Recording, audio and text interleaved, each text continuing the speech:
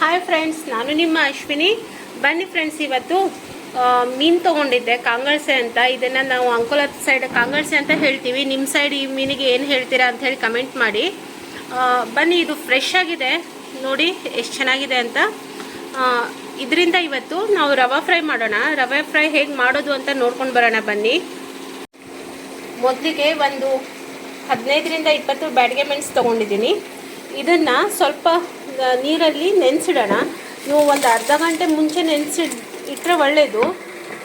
ಇಲ್ಲಿ ನನಗೆ ಮೀನು ಬಂತಲ್ವಾ, ಅದಕ್ಕೋಸ್ಕರ ನಾನು ಇವಾಗ ನೆನೆಸ್ತಾ ಇದ್ದೀನಿ. ಅದಕ್ಕೆ ಸ್ವಲ್ಪ ಬಿಸಿನೀರು ಮಾಡಿಕೊಂಡೆ, ಬಿಸಿನೀರಲ್ಲಿ ನೆನೆಸ್ತಾ ಇದ್ದೀನಿ.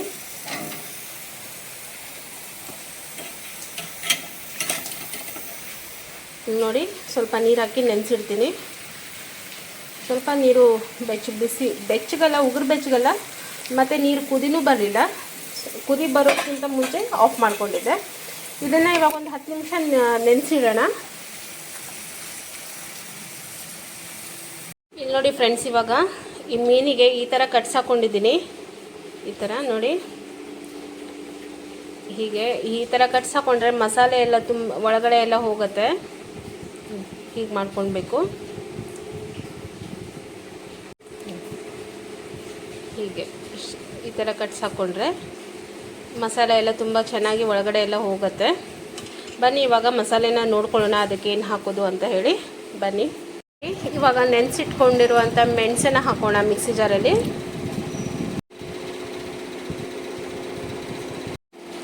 ಮತ್ತು ಇಲ್ಲಿ ನೋಡಿ, ಒಂದು ದೊಡ್ಡ ಬೆಳ್ಳುಳ್ಳಿ ತೊಗೊಂಡಿದ್ದೀನಿ.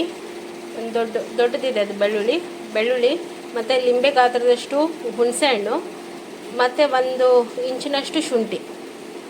ಇದನ್ನು ಹಾಕ್ಕೊಳ್ಳೋಣ.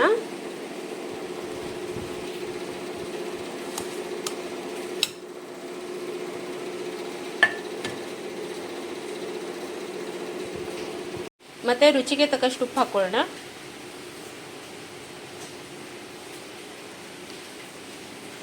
ಬನ್ನಿ ಫ್ರೆಂಡ್ಸ್, ಇವಾಗ ಇದನ್ನು ಗ್ರೈಂಡ್ ಮಾಡ್ಕೊಂಡು ಬರೋಣ. ಬನ್ನಿ, ಮೀನಿಗೆ ಒಂದು ಸ್ವಲ್ಪ ಉಪ್ಪು ಹಾಕಿಡೋಣ.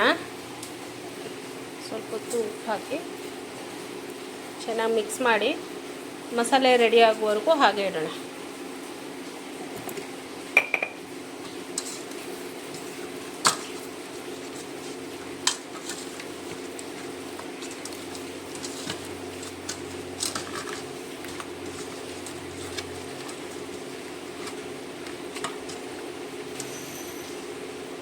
ನೋಡಿ ಫ್ರೆಂಡ್ಸ್, ಮಸಾಲೆ ಈ ರೀತಿಯಾಗಿರಲಿ. ತುಂಬ ಸ್ವಲ್ಪ ಗಟ್ಟಿನೂ ಅಲ್ಲ, ನೀರು ಅಲ್ಲ, ಆ ಥರ ಇದೆ. ಈ ಥರ ಇರಲಿ.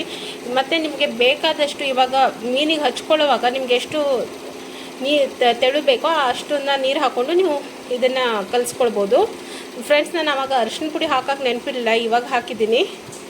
ಬನ್ನಿ, ಇವಾಗ ಮೀನಿಗೆ ಮಸಾಲೆನ ಹಚ್ಕೊಳ್ಳೋಣ.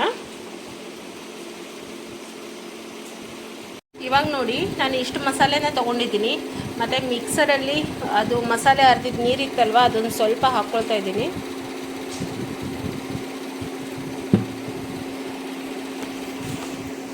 ಹಾಕ್ಕೊಂಡು ಈ ಥರ ಮಿಕ್ಸ್ ಮಾಡ್ಕೊಳ್ಳೋಣ. ಇವತ್ತು ನಮ್ಮ ವಿಡಿಯೋಗ್ರಾಫರ್ ಇಲ್ಲ ಫ್ರೆಂಡ್ಸ್, ನನ್ನ ಮಗ ಇಲ್ಲ, ಇವತ್ತು ನಾನೇ ಮಾಡ್ಕೊಳ್ತಾ ಇದ್ದೀನಿ. ಬನ್ನಿ, ಇದನ್ನು ಒಂದೊಂದಾಗಿ ಈ ಥರ ಹಚ್ಕೊಳ್ಳೋಣ. ತೋರಿಸ್ತೀನಿ ನಿಮಗೆ ಎಲ್ಲ ಒಂದು ಸತಿ ಹಚ್ಚಿ ತೋರಿಸ್ತೀನಿ.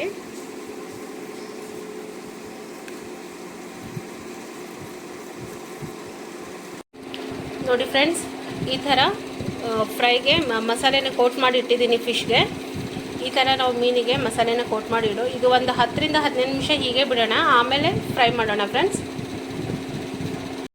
ಇವಾಗ ನೋಡಿ ಫ್ರೆಂಡ್ಸ್, ನಾನು ಒಂದು ಫ್ರೈಯಿಂಗ್ ಪ್ಯಾನ್ ತೊಗೊಂಡು ಈಗ ಇದರಲ್ಲಿ ಎಣ್ಣೆ ಹಾಕ್ಕೊಂಡಿದ್ದೀನಿ, ಕೊಬ್ಬರಿ ಎಣ್ಣೆ ಹಾಕ್ಕೊಂಡಿದ್ದೀನಿ. ಇವಾಗ ನೋಡಿ, ಈ ಥರ ಕೋಟ್ ಆಗಿದ್ದ ಮೀನನ್ನು ಈ ಥರ ನಾವು ಒಂದೊಂದೇ ತೊಗೊಂಡು ಈ ಥರ ರವೆದಲ್ಲಿ ಹಾಕಿ ಫ್ರೈ ಮಾಡೋಣ.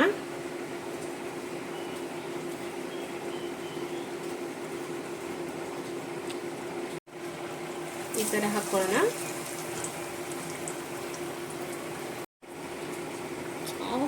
ಇವಾಗ ನೋಡಿ, ನಾನು ಸ್ವಲ್ಪ ಕರಿಬೇವನ್ನು ಈ ಥರ ಕಟ್ ಮಾಡಿ ಹಾಕ್ಕೊಳ್ತಾ ಇದ್ದೀನಿ.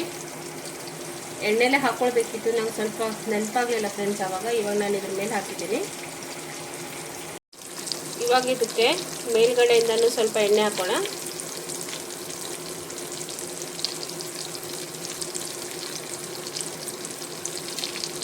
ನೋಡಿ ಎಣ್ಣೆ ಹಾಕಿ ಸ್ವಲ್ಪ ಹೊತ್ತು ಬಿಡೋಣ.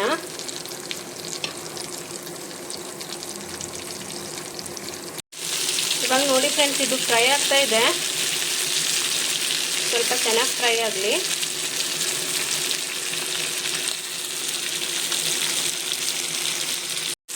ಇವಾಗ ನೋಡಿ ಇದನ್ನು ಊಟ ಹಾಕ್ಕೊಳ್ತಾ ಇದ್ದೀನಿ.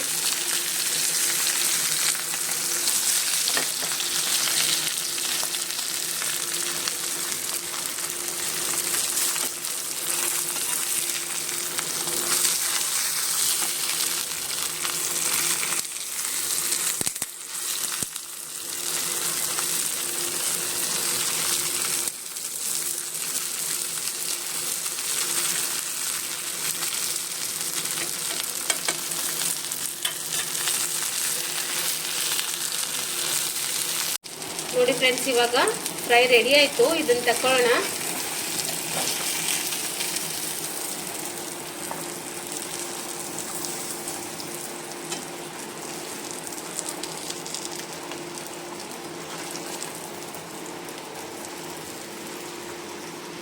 ಇದು ನೋಡಿ ಇವಾಗ ರೆಡಿ ಆಯಿತು. ನೋಡಿ ಫ್ರೆಂಡ್ಸ್, ಕಾಂಗಲ್ಸೆ ಫಿಶ್ದು ಫ್ರೈ ರೆಡಿ ಆಯಿತು, ರವಾ ಫ್ರೈ. ಇದು ತುಂಬ ಚೆನ್ನಾಗಾಗಿದೆ ಫ್ರೆಂಡ್ಸ್. ನೀವು ಒಂದ್ಸತಿ ಮನೇಲಿ ಇದನ್ನು ಟ್ರೈ ಮಾಡಿ ನೋಡಿ ಹೇಗಾಗುತ್ತೆ ಅಂತ ನನಗೆ ಕಮೆಂಟ್ ಮಾಡಿ ಹೇಳಿ ಫ್ರೆಂಡ್ಸ್. ಮತ್ತು ಇವತ್ತಿನ ರೆಸಿಪಿ ನಿಮ್ಗೆ ಇಷ್ಟ ಆದರೆ ಲೈಕ್ ಮಾಡಿ, ಶೇರ್ ಮಾಡಿ ಮತ್ತು ಸಬ್ಸ್ಕ್ರೈಬ್ ಮಾಡಿ. ನನ್ನ ಫೇಸ್ಬುಕ್ ಪೇಜನ್ನು ಫಾಲೋ ಮಾಡಿ ಫ್ರೆಂಡ್ಸ್. Thank you.